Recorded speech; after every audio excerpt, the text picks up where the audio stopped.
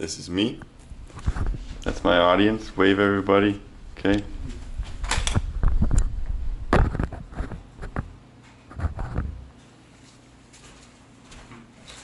Alright. Now, I'm sure all of you guys have been to an athletic event. We go to the University of Florida, most of us. Now, you guys sit at a football game, let's say on a Saturday, and you watch the players play, but most people don't kind of think about how many hours actually go into making that game happen, how many hours a week those athletes work to ensure that the game goes smoothly and hopefully they get a W on the weekend.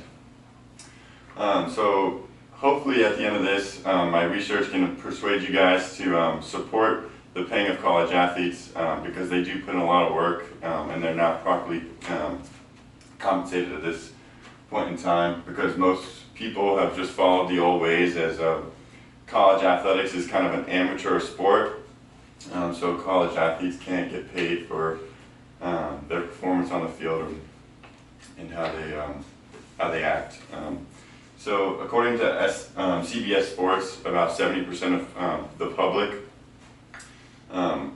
is against paying athletes just because they don't support that they're making a lot of money. Now most of the time those people argue that those student athletes are getting paid on scholarships, so they're getting paid to go to school basically. But if you really think about it, they're getting a scholarship for school, but on top of their school they're working an extra 40 hours a week to play sports. So this chart here shows it was a poll taken and it's asked whether or not they are a fan of college sports, and down here it says if people think that they should be added, get more compensation than their scholarship, and as you can see, 64% of people don't. So as I said earlier, the Business Insider, I read a report that says that these athletes are basically working a full-time job on top of their full-time student basis. So this next chart is a pie chart, and it shows the basic student, the college student, and what they spend on, how they spend their time each week. So as you can see, 50% of their time is spent socializing. So if you're an athlete, a lot of that time is diminished because you're working a big chunk of that practicing or watching film or kind of going over things with your coaches and getting ready for the next game.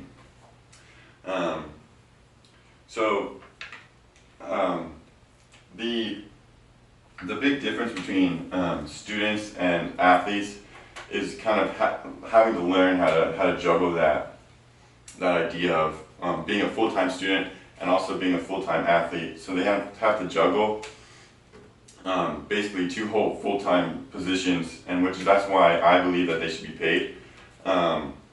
If you look on the inside of the sports world, many people do believe that athletes should be paid. For example, Slam.com, which is a sports writer, took a poll for college basketball coaches across the nation, and 58% of them said that they agree that their college athletes should be compensated furthermore than their scholarship that they're already receiving.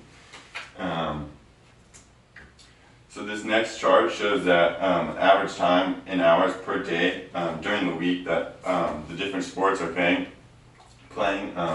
So as you can see, most hours is in football at 6.4 a day. So that means that these student athletes are usually going to class in the morning for about 5 hours, and then they come and they usually eat lunch, and they're there from probably 12 o'clock till usually 6 or 7 o'clock at night. So a lot of their day is either in class or on the football field. Now, another thing that people say is against it. So the Bleacher Report says that we can't play athletes because it's going to breach the Title IX, which is most college universities that bring in the most money from sports bring in from men's basketball and from football.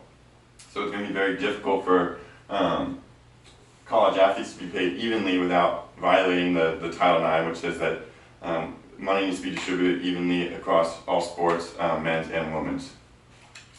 Now I believe that a way that we can pay athletes evenly across the board is by a simple minimum wage for athletes. So instead of a salary, which is kind of like, it's like a bigger issue because it's like the different sports bring in different types of money, so it's hard to kind of range the salary of each player, and that's when the issue of Title IX comes in. But at minimum wage, depending on how many hours you put in each week, depends on how much you get paid at the end of the month. So by minimum wage for each athlete, it gives the opportunity for men and women athletes to work and get compensated correctly for the amount of hours that they put in.